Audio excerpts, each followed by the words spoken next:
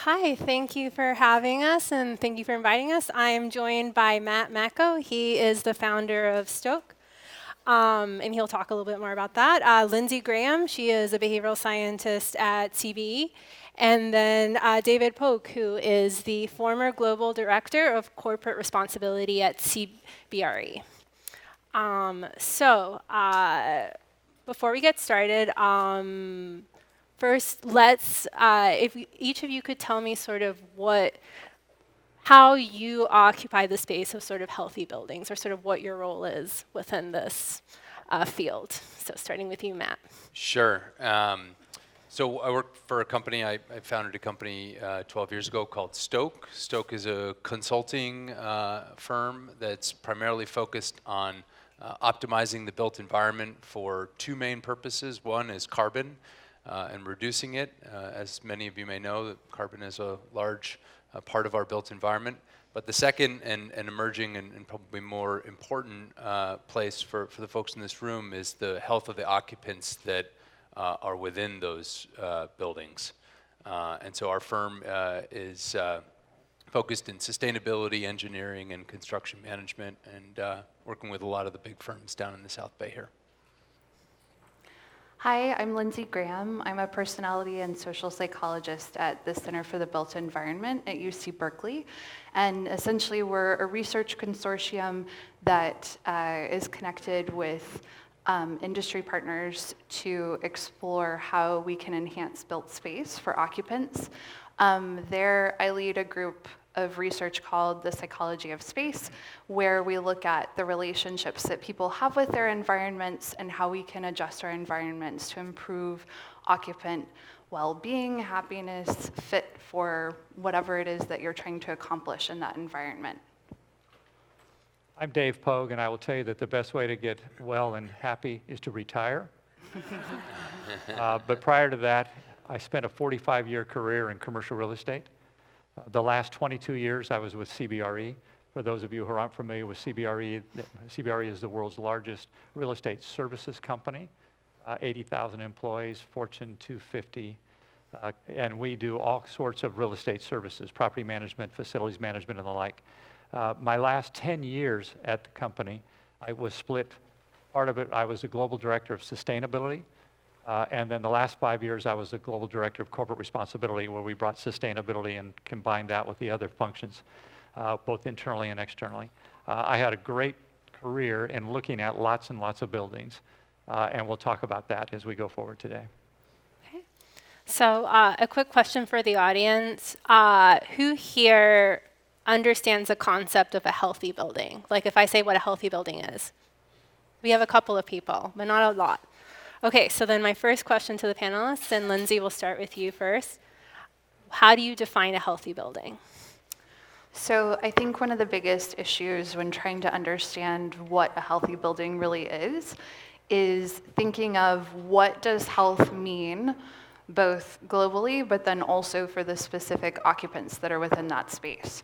So health could be all kinds of things, from how we feel in an environment, how that space is actually impacting our physiology or our mental health, but it could also be, how productive we are or how creative we are. So I think it can fluctuate, which is part of what makes it so hard to understand and hard to define.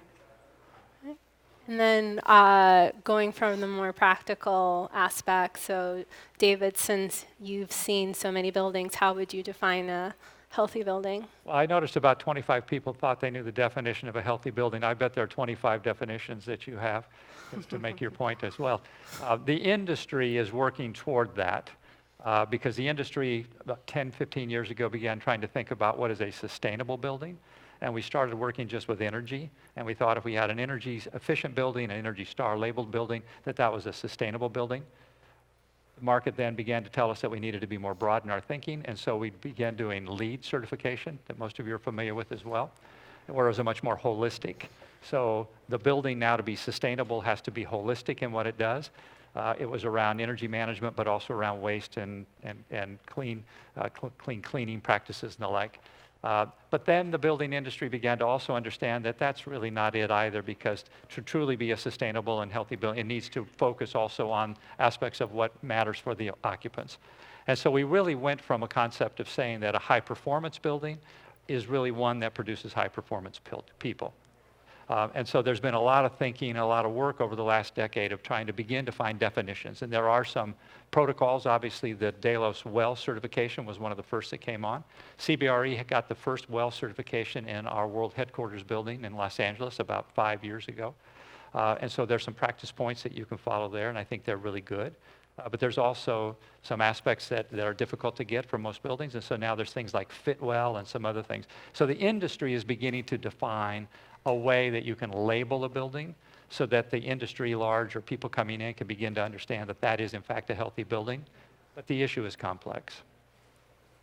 I agree. Do you have anything to add, Matt? I think maybe just to pick up, I mean, there's a health aspect to the actual space in its occupancy phase, as Dave mentioned, and how we treat and care for it. There's a component that we need to think about when developing a space. And a large portion of the development of space is parts and pieces and materials that come from a global supply chain that is developed. And part of that global supply chain and part of the health work that we're doing with some of our clients is to look at the health of that supply chain.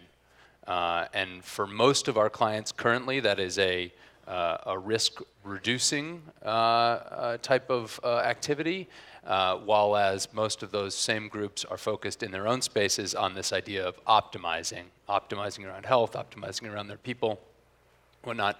But yeah, I wouldn't necessarily even agree that there's a definition around what a green building or a sustainable building is. We have these markers, these definitions in the form of plaques and in the form of rating systems that we've kind of, globally agreed on to some extent, but it's a moving target on a regular basis. I agree.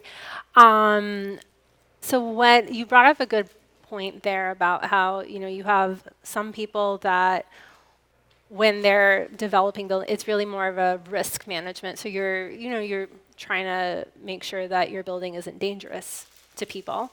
But then there's also this concept of sort of optimizing a building. And so I think definitely you see a lot more of the industry moving in that direction, especially as we start to understand that relationship between occupants and the environment. So I was wondering if you could talk a little bit more sort of about that optimizing component.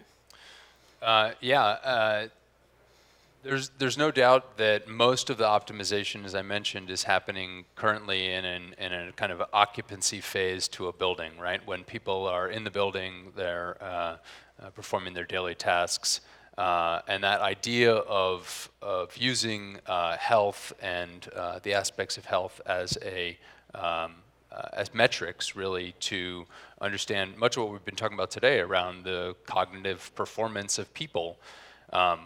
Interestingly enough, what we've seen over the last 40 years is a complete shift in the way in which we value organizations.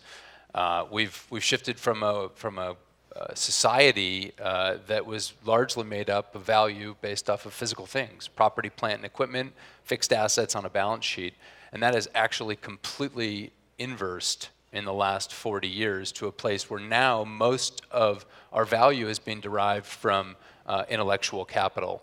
And intellectual capital is both people, their ideas, their relationships, what they're bringing to the table at the end of the day.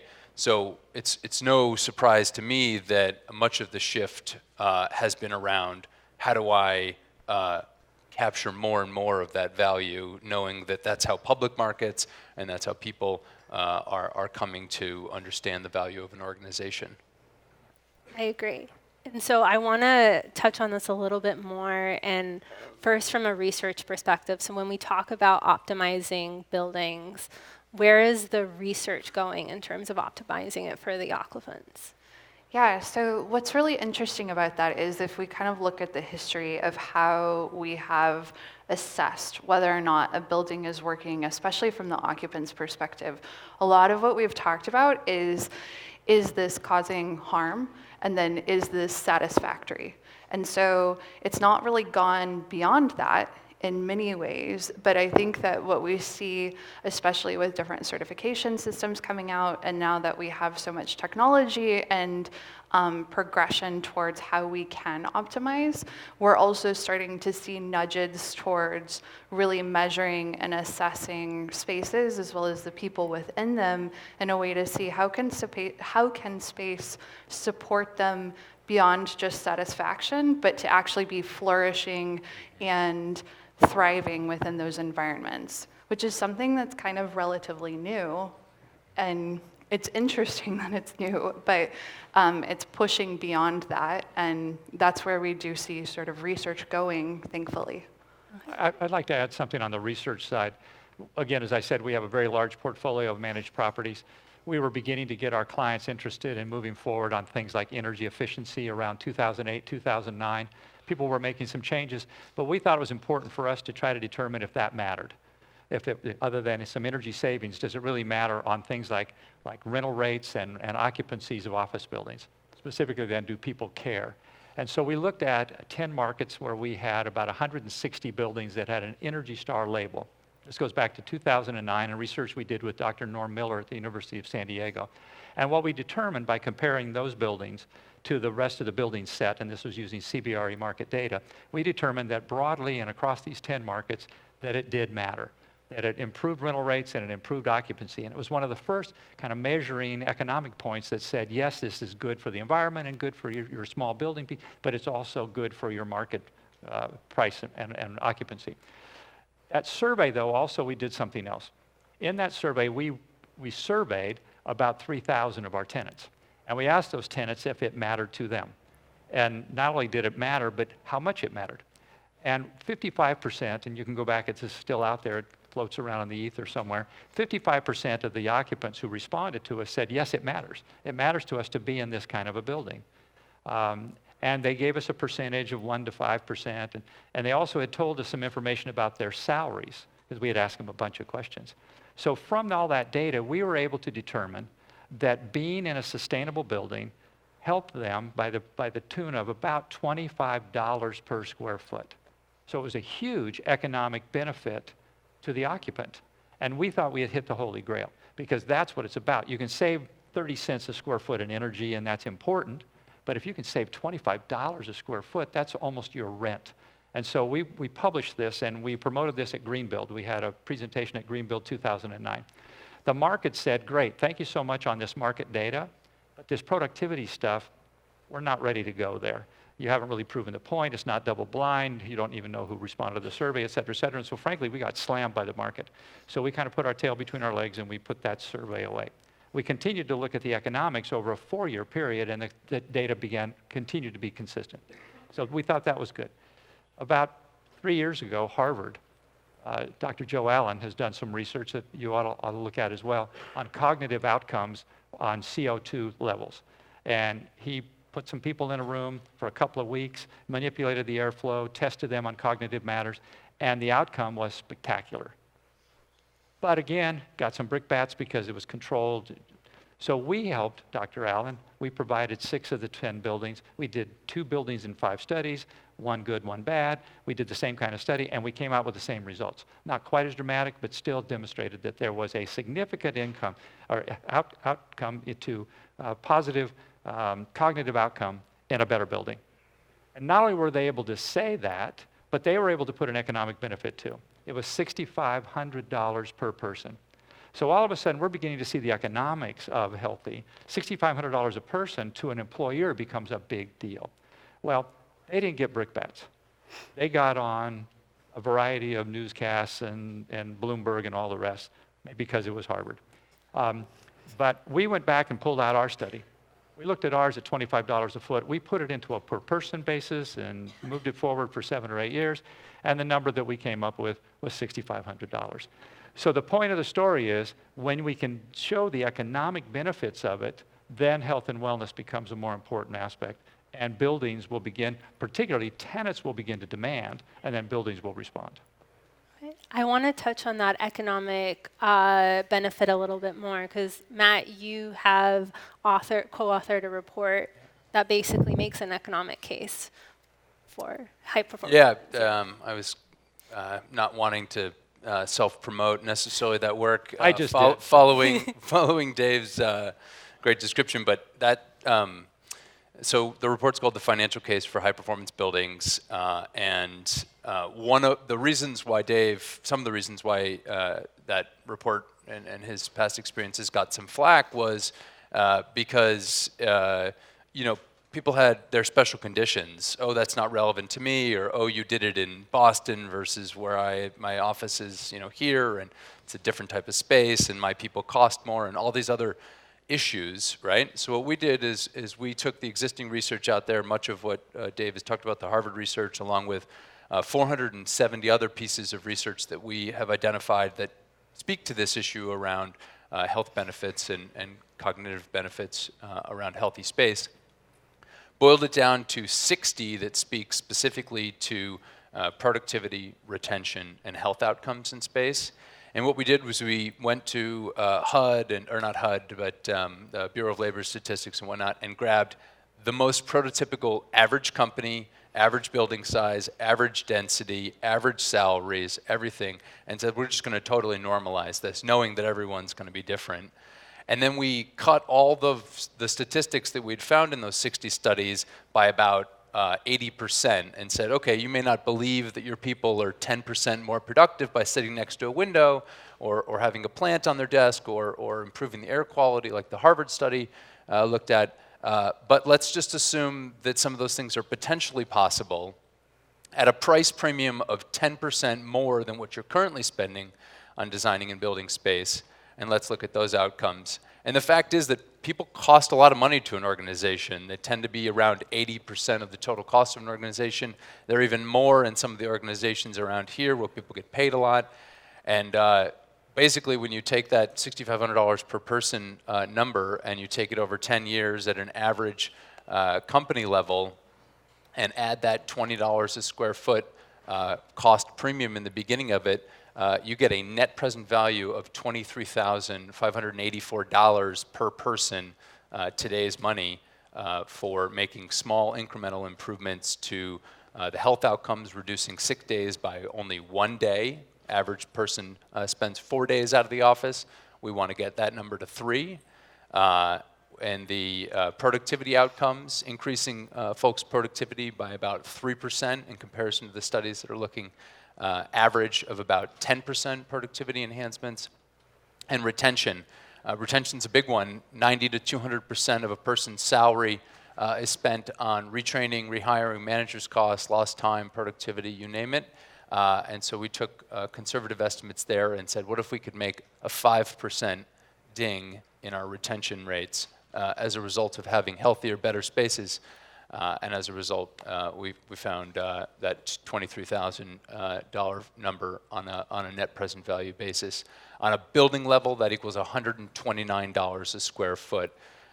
Basically, that $20 of added first cost that we kind of made up. We said, oh, well, what happens if it costs 10% more, knowing that it usually doesn't? That 10%. Additional cost gets paid for in the first year alone in an average organization. It doesn't need to take 10 years. It doesn't need to take 3 or 4. First year alone. So clearly there is an economic benefit to investing in a high-performance building. Sorry, everyone. Speaking of health and wellness. So one of the things that I think is really important to note is there's been research that's been done that's looking at how we can make healthier spaces for people. And it's something that I think that you also see in tech a lot. There's no one-size-fits-all solution. So although we might have some parameters that we want to adhere to, people have different roles. And so, Lindsay, I'm going to start with you as a personality psychologist, since I know individual differences is your bread and butter. And then, Dave, I'd like to hear your perspective from different case studies of sort of how you tackle coming up with the right solution. Yeah, so One of the things that I think is most exciting about where we are in the building industry right now and within the tech industry is that we now have the possibility to dream up solutions that can be individualized for occupants, but in a scalable way. And so I think that that's one of the ways that you can start to look to personalize the environment. We know that, for instance, when people have the ability to have control over their personal comfort, then that can increase their satisfaction with an environment overall. Also, kind of talking to the values component that David mentioned, there's been some research out of Australia showing that when you value green spaces and you exist within a green space like a LEED building or something like that, you also have the tendency to be more forgiving over issues within the environment, and it affords you a little bit more flexibility. So that gives building owners and tenants more flexibility to play with and adjust their environment in a way that could best suit the occupants. So I think what is exciting, though, is that we're at this point in time where we can start to think about what do individuals need, and then how might we be able to design for those in ways that may not actually require us to adjust the physical structure of a space in a way that would be cost prohibitive, time prohibitive, et cetera. And then also, if we can think about ways to educate occupants both about themselves and how they relate to space, and then how they can use the space to best fit who they are and what they're trying to accomplish, then that gives us the opportunity to start to do these things in a way that continue to maximize the economic benefits that we see from healthy environments. That's great. It's called the built environment for a reason. It's already built. And that's a problem because there's sunk cost. There's already physical constraints to a lot of these buildings. I had read somewhere, and this is maybe 10 years ago, so the number may even be different now, more than 50%, or the average age, rather, of buildings in New York City was more than 50 years old. Now, there's been some new buildings added, but so the point of it is there's a lot of standing stock. And all of this standing stock is probably still going to be standing 5 years from now, 15 years from now, 25 years from now. Back when the markets were kind of stable, it was estimated that 2% of the stock was new stock was added every year. And we've gone through ups and downs. During the Great Recession, it was less than 1/2 of 1%. So if you took that 1/2 of 1% and you extended it out over, it would take us 200 years to replace the standing stock with new stock. So we really need to begin to focus a lot on existing buildings and how do we make the existing buildings better. Because there are a lot of really cool new buildings that are being built, and they're the examples, and they're on the front of the cover, and everybody loves these. But the reality is that most people come to work every day in an old building. And so we need to figure out how to make those better. One of the surveys that we did, or one of the pieces of work that academic work, was with Cleveland State. And what we did is that we asked, again, a whole bunch of tenants what was the most important of what were LEED characteristics. And they didn't even need to know they were LEED characteristics. We just took the ones that you get LEED points on. And we had about 18 things, and we asked about 3,000 tenants, which of those was most important to them. And more important to our clients, it was, which of these would you seek and pay for? And the two that rose above, and were really almost the only two that people would seek and pay for, one of them was access to natural light.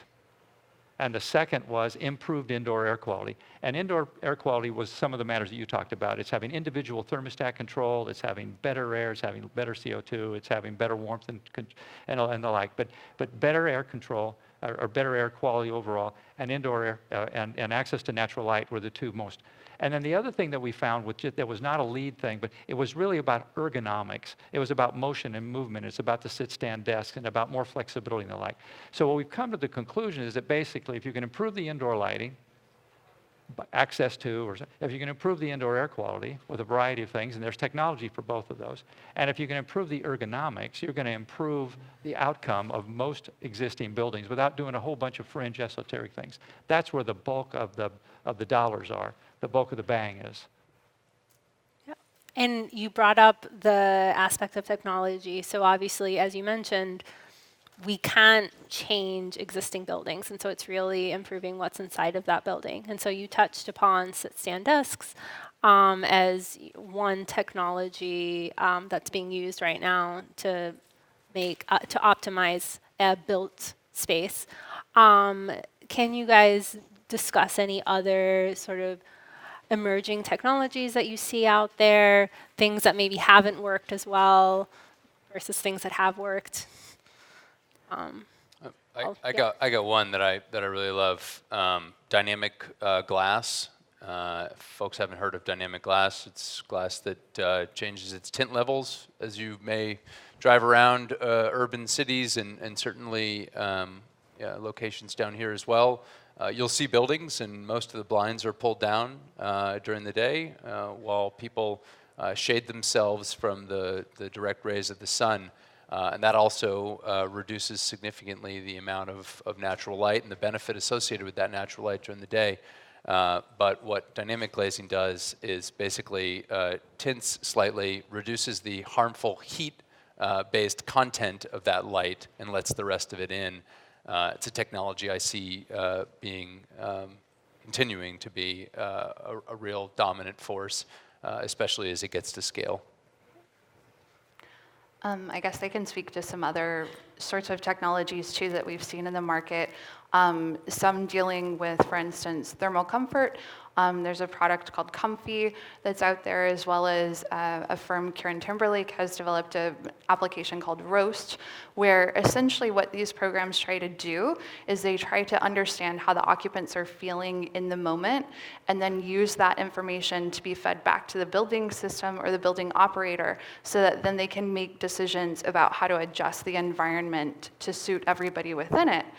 And what's really exciting is now with the Internet of Things and more and more sensing products coming out, we now have the potential to start to close that sort of feedback loop between understanding how people are feeling and then using that information to adjust the environment in real time, and then also potentially nudge and adjust people's behaviors over time as well. So I think that there's a lot of promise and potential that is out there, and there's certainly some efforts that have been made to kind of nudge everything in that direction too.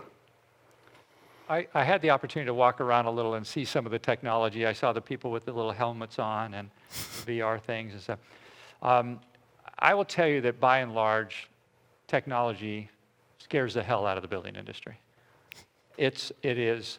We understand that we need to put this in, but there's very few people in the building industry who are willing to be first movers. There's a huge cost for failure to building owners or to building managers. And there have been lots and lots of failures. And things typically wind up failing for one of two reasons in about 2 years. The first of it is that you put something in, whatever kind of technology it is, you put something in the building, and within 2 years it doesn't work anymore. And oh, by the way, the person who sold it to you is no longer in business anymore. They've been bought by Schneider or somebody else and they don't stand behind it. So the product itself doesn't work. Or secondly, there's a new product. It's even better than the last product. And you convinced your owner to put $500,000 worth of this and put it in the building and commit the building to it, and now it's been surpassed by something that costs $200,000 and is twice as good. So technology, by and large, is difficult to sell to a conservative industry, particularly at a time over the last several years when the building industry has been so hot. Real estate has just been going, and it didn't really matter whether it was a good building or a bad building. It was going to get occupied, and the rents are going to go up, and I'm going to make money, so I'm not going to risk my career on some kind of technological breakthrough. I think what will happen is that as the markets cool down again and people need to differentiate their buildings, as some of this technology has some breakthroughs and has some success, like the View Glass folks, I'm aware of them. I'm also aware of Comfy. I was on their advisory board. As these technologies are proven out, then I think that there's less risk. You talked about risk at the beginning. There's less risk involved and people will do it. But right now, technology is one of those kind of frosting things, and people are still worried about the cake. So trust me, you people scare us. I will say there's one audience, and Dave comes from what's called the institutional real estate marketplace, where he works with folks who do real estate for a living, build and operate buildings for a living. Where there has been a bit more innovation, especially on the health front, is within the corporate real estate sector.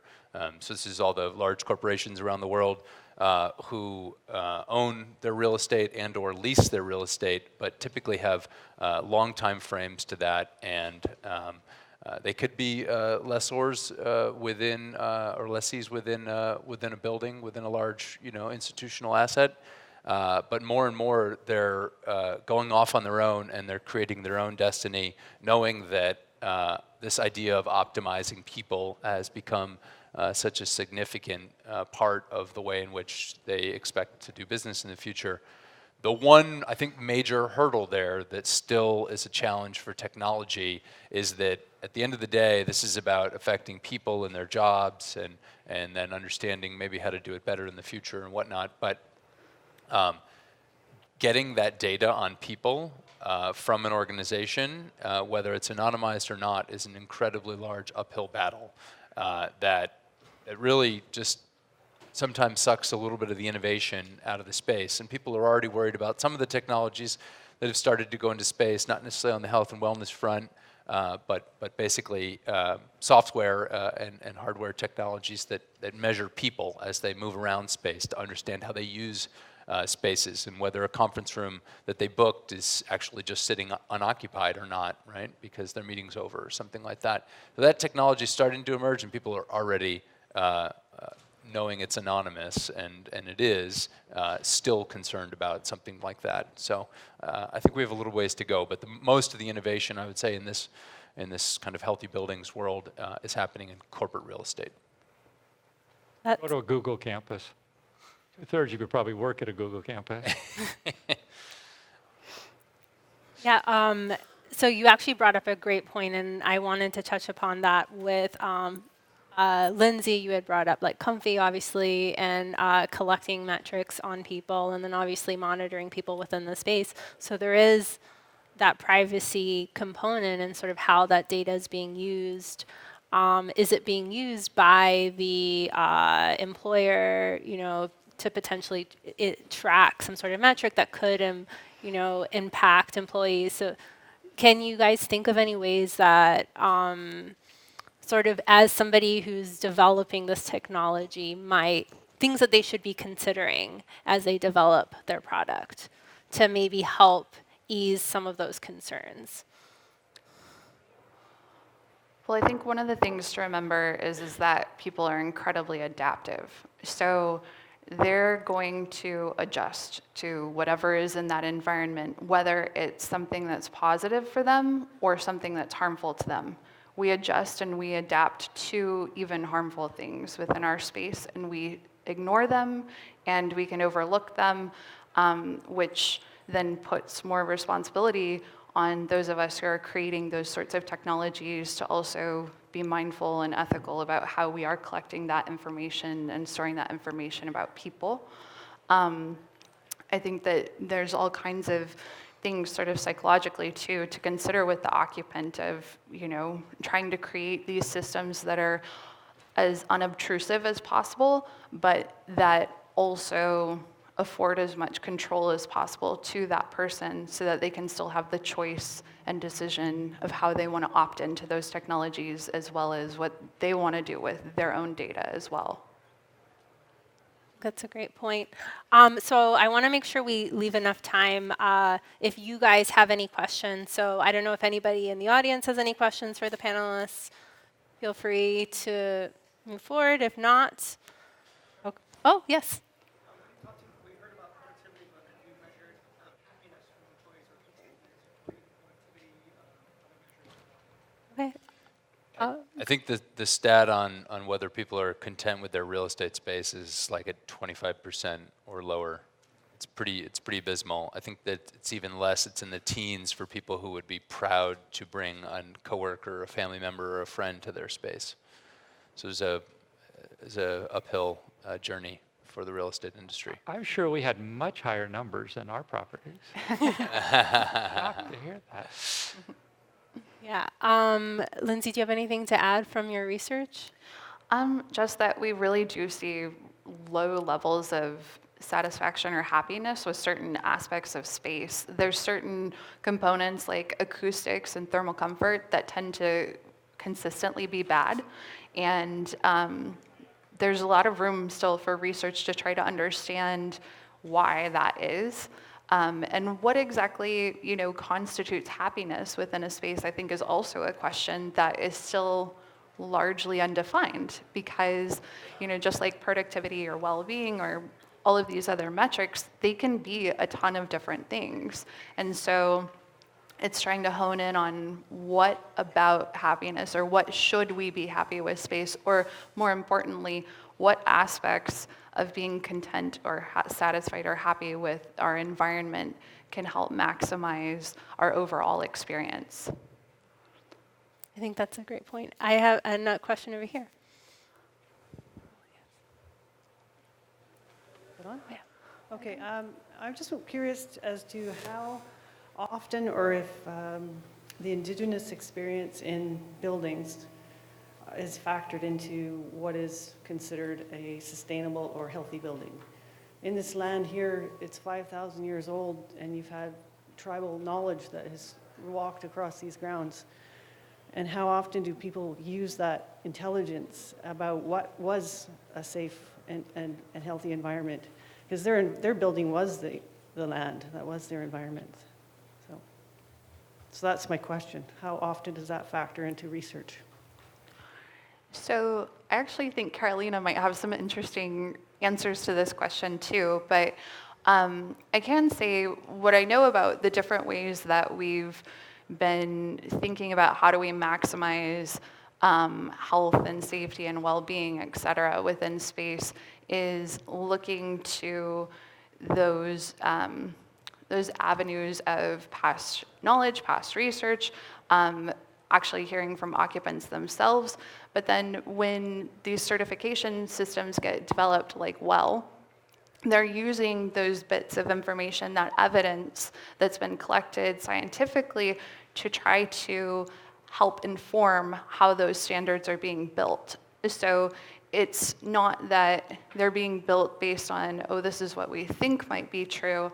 It is looking at the evidence that's out there and trying to funnel that into creating these certifications and standards that can then nudge building owners and builders into creating these spaces that are effective and sustainable for people. Yep, you did a great job of explaining it. One more question. Oh, we have two questions, but so the gentleman over there, he's gesturing there, and then this lady over here. Hi. Perhaps you are aware of some studies of very specific situation. People work with monitors, computer monitors, many hours a day. What do you think, or what do you know is good light that comes in addition in terms of intensity and also the angle that would help from health-wise so that people's eyes are not strained too much? Do you know some studies that would specifically for that environment be useful, useful information? I'm not familiar with any specifics on that. I do know that there has been a lot of research looking at different sorts of light and how that can influence our circadian rhythm and then influence our health long term and overall, and even in the short term. I don't know if you have anything. And some studies on glare as well. Not necessarily like most of our work, you have to imagine is focused on the physical infrastructure and not necessarily the computer screen that folks are interacting with. Although that's certainly a component that we would theoretically touch. It's definitely being developed in the hands of Apple and other developers and whatnot. But most of the work in our space is done around glare. And then from our research, at least, most of the folks who spend a majority of their time in front of a computer screen like it to be fairly dark in that area, so that that really is one of the only lights that's emitting. But so there's less contrast, right? Yeah, exactly. Yeah, so there is some research out there, as both Matt and Lindsay talked at it, within both that circadian, how it's impacting your sleep-wake cycle, and then also just the visual comfort of like, is it going to give me a headache if I'm staring at the computer screen? Thinking just about basics. I mean, everybody uses computer nowadays for 6 to 8 hours. Yes. And you have the light, you can control the direction of light and intensity of light. And some things are healthier because of contrast, some are not. Yes. So I would hope that there is some basic baseline that we should be aware of. There are some lighting organizations that focus specifically on some, that have some guidelines around that. So this, oh, yep. I apologize if you have any questions. The panelists will, please feel free to reach out to any of the panelists. Thank you so much for having us. Thank you.